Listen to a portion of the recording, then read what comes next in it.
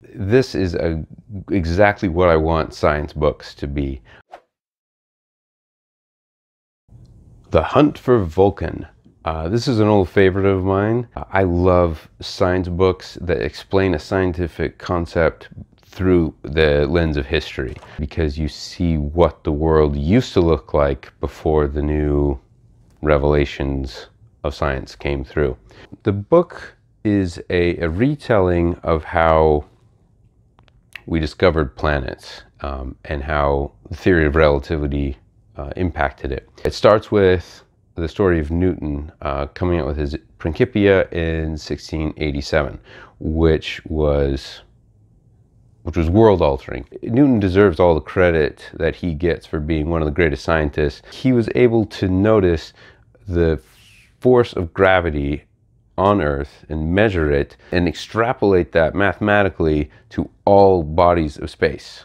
He's in the 1600s. Like it's just an incredible leap. He does this at the end of the 1600s, and people start looking at the sky and mapping comets and like planting their trajectory, and it's all fits perfectly in Newton's system. So in 1781, Uranus is discovered, and suddenly it changes everything. Like for all of human history, there have been 5 planets that we've observed moving through the night sky, and suddenly there's the 6th one. They knew at the time through the Newtonian mechanics that it was a planet, not a comet, but where the story gets interesting is it didn't quite match up with where Newton's laws said that it should be. Like something else was going on. And a French astronomer, Leverrier, came along and postulated that there must be another planet beyond Uranus that was slowing Uranus down. And a stunning display of science said very closely where that next planet should be, and he was right. They pointed the telescopes where he predicted this next planet to be, and that's how Neptune was discovered.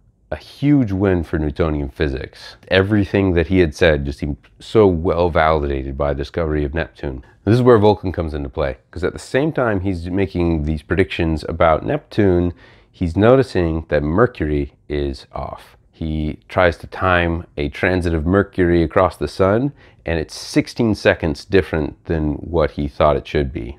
It was just long enough for him to think that this can't be just observational error, like there has to be something else going on. So after Newtonian physics is validated through the discovery of Neptune, he logically concludes there must be the planet Vulcan that's slowing Mercury down. The next few decades, scientists are searching for this Vulcan planet that just must be really close to the sun, but it's harder to view something that's really close to the sun. There were scientists who declared that they saw Vulcan, a headline saying Vulcan, the next planet has been discovered, but it was never verified conclusively by multiple sources. And so it kind of stayed in this nether region for decades. And that's when Albert Einstein came onto the scene. And he goes through all the math, and he makes predictions about where Mercury should be with relativity taken into account. And of course, as we know, he was exactly right. The Einstein equations predicted were lined up perfectly with how Mercury behaved as a planet. And so everything was wrapped up nicely, no need for planet Vulcan. So that's what the book goes through in more detail and in better detail, because the guy he's a really good storyteller, and I loved each step of that. Like it's a beautiful story of the victory of science and what science is capable of. So that's why this is a reread for me. I highly recommend it. It's a short book. I was just well entertained from beginning to end. It's a lot of fun if you have any sort of interest in that sort of thing. I say 4.5 stars, highly recommend. So if you have any book recommendations, leave them in the comments below.